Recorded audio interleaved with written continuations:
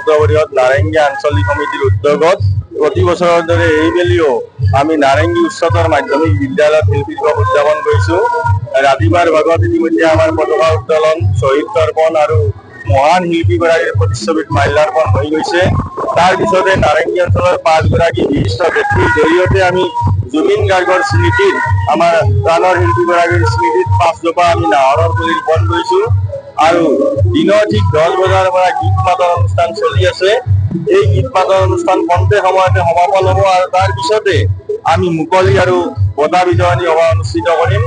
মুকলি সভাখনত আমি বৃহত্তৰ নাৰেঙ্গী অঞ্চলৰ 5গৰাকী বিভিন্ন ক্ষেত্ৰৰ পৰা ব্যক্তিক আমন্ত্ৰণ কৰি আনিছোঁ। তেওঁলোকক আমি মুকলি সভাত সম্বৰ্ধনা জ্ঞাপন কৰিম। তেখেতসকল হৈছে আমাৰ সকলোৰে শ্ৰদ্ধা ডক্টৰ পূৰ্ণ ভট্টাচাৰ্য ছাৰ, আমাৰ অসমীয়া প্ৰতিদিন কাকতৰ জ্যেষ্ঠ সাংবাদিক মনোজ কুমাৰ ডেকা, দৈনিক অসমৰ জ্যেষ্ঠ সাংবাদিক গকুল তালুকদাৰ আৰু সমাজৰ দুগৰাকী বিশিষ্ট ব্যক্তি পৰেশ ৰয় আৰু নৱ তালুকদাৰ দেৱক আমি আজিৰ এই মুকলি সভাত সম্বৰ্ধনা জ্ঞাপন কৰিম। আৰু আমি যোৱাকালি যি আমি বিভিন্ন জ্যোতি সংগীত, জ্যোতি নৃত্য, কবিতা আবৃত্তি প্ৰতিযোগিতা অনুষ্ঠিত কৰিছিলোঁ, তাত যিবিলাক বিজয়ী হৈছে, যিবিলাক মানে শিক্ষাৰ্থী বিজয়ী হৈছে, প্ৰতিযোগী বিজয়ী হৈছে, সেই প্ৰতিযোগীসকলকো আমি এইখন মঞ্চতে বঁটা বিতৰণি তেওঁলোকক জনাম।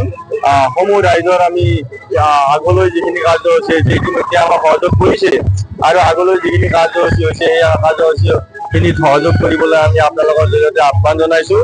ইতিমধ্যে নাৰেঙ্গী উচ্চতৰ মাধ্যমিক বিদ্যালয়ৰ সমূহ শিক্ষক শিক্ষয়িত্ৰী ছাত্ৰ ছাত্ৰীসকলে আমাক যথেষ্ট সহযোগিতা আগবঢ়াইছে আৰু আগলৈও যাতে আমাৰ ৰাইজৰ তথা স্কুল কলেজৰ তদুপৰি আপোনালোকৰ সহযোগিতা লাভ কৰোঁ তাৰে কামনা কৰি আজিৰ এই অনুষ্ঠানটো সফলভাৱে সমাপন হোৱাৰ আমি কামনা কৰিছোঁ। ধন্যবাদ।